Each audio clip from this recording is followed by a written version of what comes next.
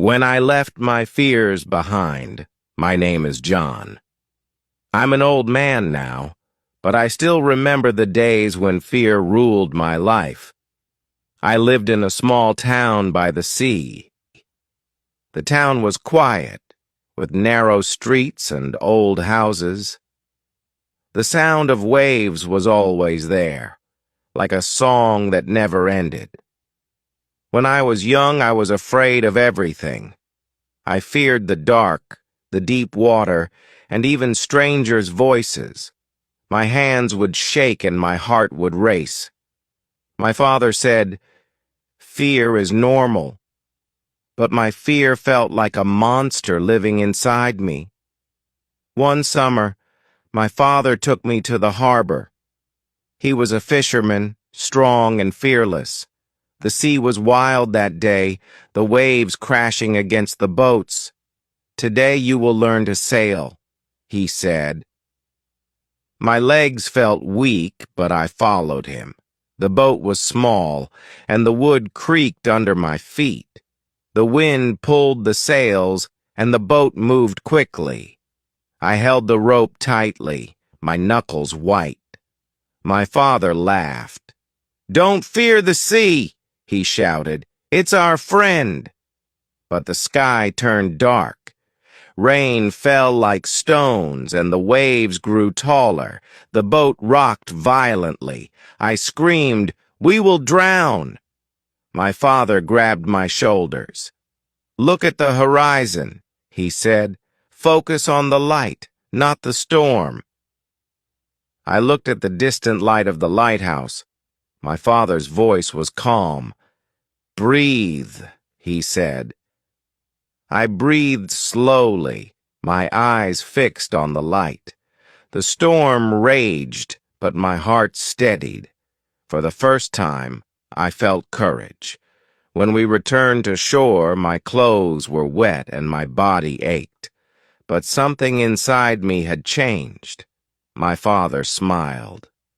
"You faced the storm," he said.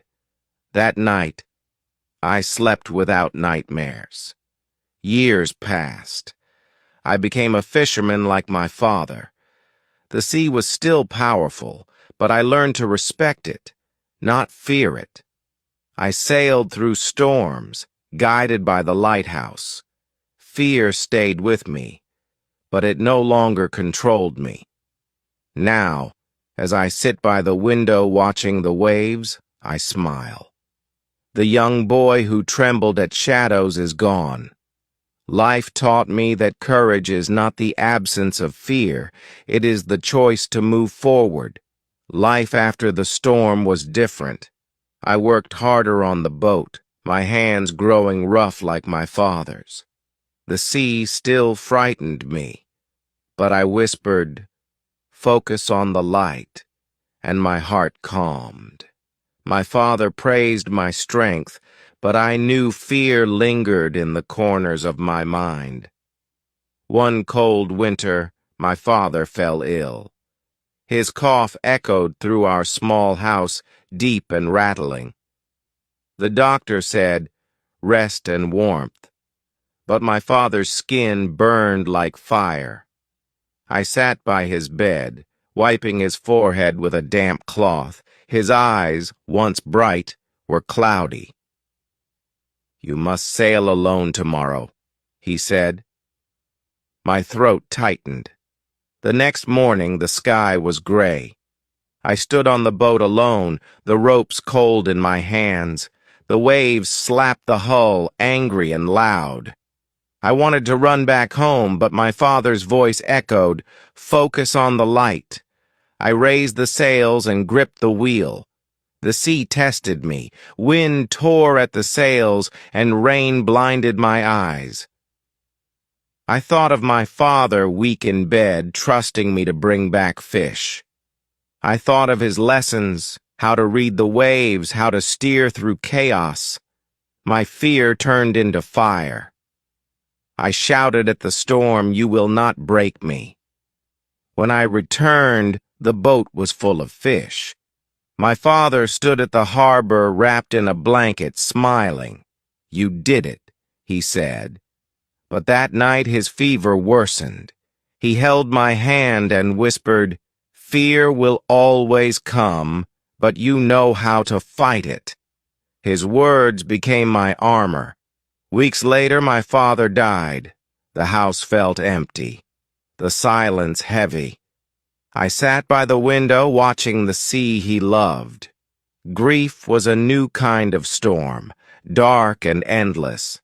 I wanted to hide, but I heard his voice, focus on the light. The lighthouse beam cut through the night, steady and sure.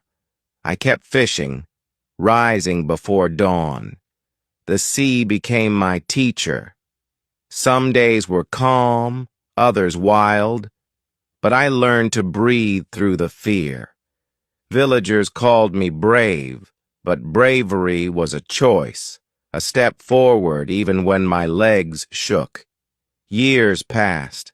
I married a kind woman named Clara.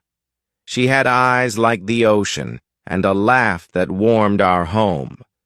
When our son was born, I held him and cried. "Teach him to face storms," Clara said. I promised I would. Now, as I rock my grandson to sleep, I tell him of the sea and the boy who feared it. Fear is not your enemy, I say. It is the teacher who shows you your strength. He listens, his small hand clutching mine. And I hope he learns to dance with life's storms. My son, David, grew quickly. He had his mother's eyes and my restless spirit. At 5, he begged to join me on the boat. Clara worried. "The sea is dangerous," she said, but I remembered my father's words. Fear must not win. I lifted David onto the deck, his small boots slipping on wet wood. The first trip was calm. David laughed as seagulls circled above, their cries mixing with the wind. He held a tiny fishing rod, his hands trembling with excitement. "Will we catch a whale, Papa?" he asked. I smiled. "Only if the sea allows it," I said. But one autumn day the sea showed its anger. Dark clouds gathered as we sailed. David clung to my leg, his face pale. "I'm scared," he whispered. I knelt beside him. "Look at the lighthouse," I said. "The light is always there, even in storms." He nodded, tears mixing with rain. We fought the waves together. My hands bled from pulling ropes, and David's shouts were lost in the wind. Yet, when we reached the harbor, he grinned. "We did it, Papa!" he yelled. Clara hugged us tightly, her own fear melting into pride. Years later, Clara fell ill. Her cough reminded me of my father's, a sound that haunted my sleep. She grew thin, her voice a shadow. "Promise to teach David courage," she said. I held her hand, my throat burning. "I promise," I whispered. The night she died, the sea was eerily still. David cried in my arms, his small body shaking. I stared at the lighthouse, its beam steady. Focus on the light, I told myself. But grief was a wave I couldn't control. I stopped fishing. The boat sat in the harbor, its sails folded like broken wings. David asked, "Will we ever sail again?" I had no answer. Fear had returned, not of storms, but of failing Clara's last wish. One morning, David dragged me to the boat. "We have to go," he insisted. His voice, so like his mother's, left no room for refusal. The sea greeted us with gentle waves. David took the wheel, his hands steady. "Teach me, Papa," he said. I showed him the rhythms of the sea, how to read the wind, how to mend nets, how to laugh when waves soaked his shirt. His courage rekindled mine. We sailed every day, the boat cutting through water like a promise. Now, as I watch David teach his son to sail, I hear Clara's laughter in the wind. The sea took much from me, but it gave back more. Fear and love are twins, I've learned, both carving depth into a life. David became a man of the sea, his hands calloused and his heart steady. He married a woman named Elena, whose laughter reminded me of Clara's. They built a house near the harbor, where the smell of salt hung in the air. Their daughter, Emily, was born with eyes like storm clouds and a voice that silenced rooms. When Emily turned 7, she begged to sail. Elena resisted. "She's too young," she said, but David smiled. "Fear is not inherited," he told her. He lifted Emily onto the boat, her tiny feet dancing on the deck. I watched from the shore, my old bones aching with memory. The sea was calm that day, the sun painting gold on the waves. Emily held the rope, her small face serious. "Like this, Grandpa?" she asked. I nodded, my throat tight. David's voice carried over the water. "Focus on the light." The words had become our family's anthem, but storms come when least expected. One summer afternoon, dark clouds swallowed the sun. Emily clung to the mast, her braids whipping in the wind. "I'm scared, Papa," she cried. David knelt beside her. "Fear is a wave," he said. "Let it pass under you." The boat rocked violently, rain stung our faces, and thunder shook the sky. I gripped the wheel, my hands trembling, not from fear, but age. David shouted orders, his voice cutting through chaos. Emily crouched low, her eyes locked on the lighthouse beam. When the storm faded, Emily stood first. Her dress was soaked, her knees scraped, but she grinned. "We won!" she yelled. David hugged her, pride glowing in his eyes. I looked at the horizon, where gray met blue, and felt Clara's presence in the wind. That night, Emily drew a picture, 3 generations on a boat, a storm raging, and a lighthouse piercing the dark.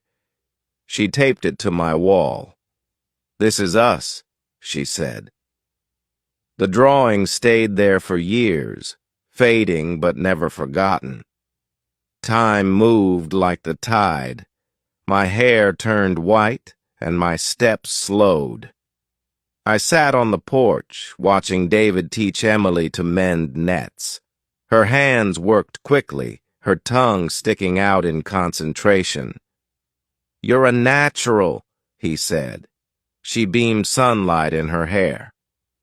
One evening, pain shot through my chest. I gasped, clutching the chair. David rushed to me. "It's okay, Papa," he whispered, but I knew this storm I could not outrun. Emily held my hand, her tears warm on my skin. "Don't go," she pleaded. I smiled. "Listen to the waves," I said. "They will always remind you of me." My eyes closed, but my heart stayed light. The last thing I heard was Emily's voice. "Focus on the light." After John's death, the sea felt quieter. David stood at the harbor, staring at the boat his father had loved. The wood was weathered, the paint chipped, but it still floated, a stubborn survivor. Emily stood beside him, her small hand in his. "Grandpa is with the waves now," she said. David nodded, swallowing the lump in his throat. Days passed slowly. Emily returned to school, her laughter softer, her eyes often distant. She drew pictures of John, sailing, laughing, holding her hand. David taped them to the boat's cabin walls. At night he sat on the porch, listening to the waves, imagining his father's voice. Focus on the light. One afternoon, Emily refused to sail. She stood on the dock, her arms crossed. "What if the storm comes?" she asked. David knelt, wiping her tears. "Storms always come," he said, "but so does the light." He pointed to the lighthouse, its beams steady. Emily bit her lip, then stepped onto the boat. The sea was restless that day. Clouds hung low, and the wind smelled of rain. Emily gripped the rail, her knuckles white. David handed her the rope. "Hold it like Grandpa taught you," he said. She obeyed, her breath shallow. When the first wave hit, she screamed. David steadied the wheel. "Look ahead, Emily. See the lighthouse?" Her eyes darted to the distant glow. "Breathe," he said. She inhaled deeply, her shoulders relaxing. The boat climbed each wave, then slid down like a dance. Emily's fear turned to focus, her small body swaying with the rhythm. By evening, the sky cleared. Emily sat on the deck, her hair tangled, her cheeks pink. "I wasn't scared," she lied. David laughed. "It's okay to be scared," he said. Grandpa was scared, too. She leaned against him, watching the lighthouse blink. "I miss him," she whispered. Weeks later, a storm stronger than any in years approached. The radio buzzed with warnings. Emily stared at the boat. "We have to secure it," David said. Rain lashed their faces as they tied ropes and lowered sails. Waves crashed over the dock, hungry and wild. Suddenly, a rope snapped. The boat lurched, pulling free. David lunged, grabbing the edge. "Papa!" Emily screamed. He slipped, his legs dragging in the water. Emily froze, then ran. She grabbed the rope, her small hands burning, and pulled. David clawed back onto the dock, gasping. The boat broke loose, vanishing into the storm. David hugged Emily, both soaked and shaking. "You saved me," he said. She trembled, her voice fierce. I remembered the light. The next morning the boat was found miles down the coast, battered but whole. David and Emily stood beside it. "We'll rebuild," he said. Emily touched the broken mast. "Grandpa would be proud," she replied. The lighthouse beam swept over them, a silent promise. Years flowed like the river meeting the sea. Emily grew tall and strong, her storm cloud eyes now sharp with wisdom. She became a fisherwoman, her hands rough and skilled. The boat, rebuilt many times, still bore John's name on its side. David grew old, his hair silver like moonlight, but his voice carried the same strength. One morning, Emily brought her daughter Mara to the harbor. The girl was 5, her curls wild and her laughter loud. "This is your great-grandfather's boat," Emily said. Mara touched the worn wood, her fingers tracing the letters. "Can I sail?" she asked. David, leaning on his cane, smiled. "Today you begin." The sea was calm, the sky a soft blue. Mara sat at the bow, her legs swinging. Emily taught her to hold the rope, her voice gentle. "The sea is powerful," she said, "but so are you." Mara nodded, her small face serious. David watched, his heart full. A storm brewed that afternoon, sudden and fierce. Waves rose like mountains, and the wind screamed. Mara clung to Emily's leg, crying, "I want to go home." Emily knelt, wiping her tears. "Look at the lighthouse," she said. "See the light? It's always there." Mara stared at the beam, her breathing slowing. David took the wheel, his hands steady despite their tremble. "Hold the rope tight, Mara," he shouted. The girl obeyed, her tiny hands gripping until her knuckles widened. The boat climbed each wave, shuddering but unbroken. Emily shouted directions, her voice cutting through the storm. When the sky cleared, Mara stood first. Her dress was soaked, her hair a mess, but she grinned. "We won!" she yelled, echoing Emily's words from long ago. David hugged her, his laughter mixing with tears. "Your great-grandpa would be proud," he whispered. That night, David sat on the porch, the lighthouse beam sweeping over him. His breathing was shallow, his body tired. Emily sat beside him, Mara asleep in her arms. "You taught us well," Emily said. David smiled. "And you will teach her." At dawn, David's chair was empty. His hat rested on the railing, the wind tugging its brim. Emily found a note in his pocket. "The sea always returns what it loves. Do not fear the storms." She held it to her heart, watching the horizon. Mara grew, her courage blooming with each sail. She drew pictures of 4 generations on the boat: John, David, Emily, and herself, under a lighthouse's glow. The drawings filled the house, a rainbow of memory and hope. Now, as an old woman, Emily sits on the same porch. Mara's daughter plays in the sand, her laughter carried by the wind. The boat, patched and proud, rests in the harbor. The lighthouse still stands, its beam eternal. When storms come, the family gathers. They sail into the rain, laughter and shouts blending with thunder.